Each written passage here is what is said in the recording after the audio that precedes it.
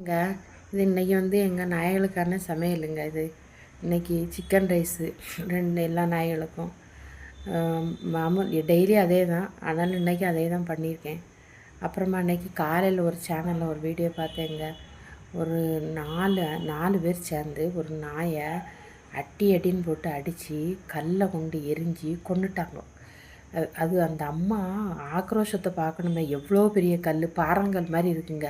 அந்த பாறாங்கல்லை வச்சு அடித்து நாய் கத்துது. அதுக்கு யாரும் சப்போர்ட் இல்லை, அது ஒத்தையில் கிடக்கு. அது கத்தி கடைசியில் அந்த நாய் இறந்துட்டா என்னன்னு தெரில, சாவடிச்சிட்டாங்க மொத்தத்தில் அந்த 4 பேர் சேர்ந்து.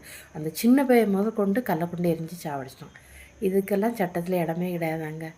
இதே மனுஷங்களை அந்த நாய் கடிச்சதுன்னா ஊர் மொத்தமாக கூடி நாயை கடிச்சிட்டு அப்படின்னு சொல்லிட்டு அது அரசாங்கம் அதுக்கு ஒரு தடுப்பூசின்னு போட்டாச்சுன்னா அந்த நோய் கூட அந்த நாய்களுக்கு வராது. ஆனால் இந்த மனித மிருகங்கள் இந்த நாய்களை போட்டு படுத்துகிற பாடை பாருங்கள் நீங்கள். அதை நான் பார்த்துட்டு எனக்கு அழுதுட்டேங்க. எனக்கு ரொம்ப டென்ஷன் ஆகி ஒரு மாதிரி சாப்பாடே இறங்கல அந்த வீடியோவை பார்த்துட்டு. எனக்கு இன்னைக்கு ஃபுல்லாக அவ்வளோ டென்ஷனாக இருந்தது. பாவம் அது கதறுது, இதுக்கு விடவே இல்லை. தூரத்துலேருந்து தூக்கிட்டு வீசுது. கல் எவ்வளோ பெரிய கல். நீங்கள் பார்த்தீங்கன்னா அந்த சேனலை ஒரு தடவை பாருங்கள். பார்த்தா நமக்கு அவ்வளோ வேதனையாக இருக்குது. இப்படியெல்லாம் மனித மிருகங்கள் இருக்கான்னு சொல்லிட்டு. இதுக்கு கவர்மெண்ட்டு வேறு சப்போர்ட் பண்ணுது. என்ன பண்ண முடியும்? கடவுள் ஏன் தான் அந்த நாய்களுக்கு இந்த மாதிரி பெரிய சோதனை கொடுத்தான்னு சொல்லிட்டு தெரியலை ஒன்றும். கடவுள் தான் காப்பாற்றணும் அதுகளையும். வணக்கம், நன்றிங்க.